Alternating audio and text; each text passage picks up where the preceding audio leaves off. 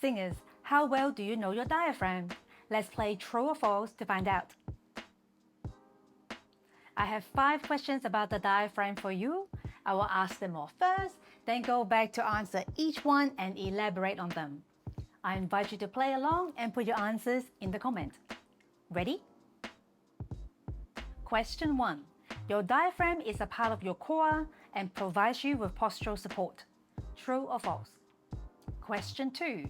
People with poor balance function have poor diaphragm function.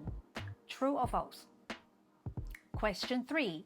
Your diaphragm is an involuntary muscle. True or false? Question 4. People with low back pain have lower diaphragm strength and endurance. True or false? Question 5. Your diaphragm sits still when you hold your breath. True or false? Please put your answers in the comment. Done? Alrighty, here are your answers. Question 1. Your diaphragm is a part of your core and provides you with postural support. True or false? True. Your diaphragm's main job is for breathing, but it is also a part of your core. It works together with your transversus abdominis and pelvic floor muscles to modulate intra-abdominal pressure to provide you with postural support. It does this by modulating a continuous tone for the support part and contracting and relaxing for the breathing part. This is why I encourage singers to include integration in their movement routine to train their body, breath, voice to collaborate without interfering with one another. Question 2. People with poor balance function have poor diaphragm function. True or false? True. People with poor balance have decreased diaphragmatic movement and decreased diaphragm muscle thickness. This is why balance training is an essential part of my conditioning program for singers because it can help support diaphragm function. Balance training also increases postural muscle recruitment, which is great for balance itself and also good for attaining and maintaining the ideal voicing alignment.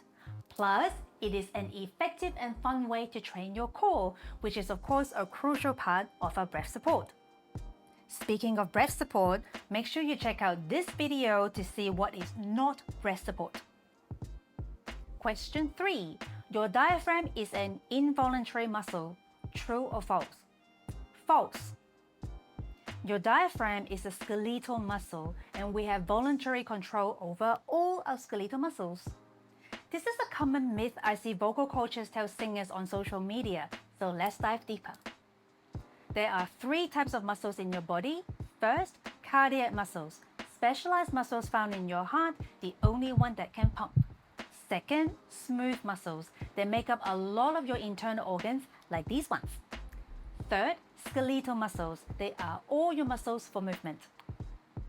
Whilst you may not have great control over all your skeletal muscles, like I'm really bad with my toes, little control does not mean involuntary.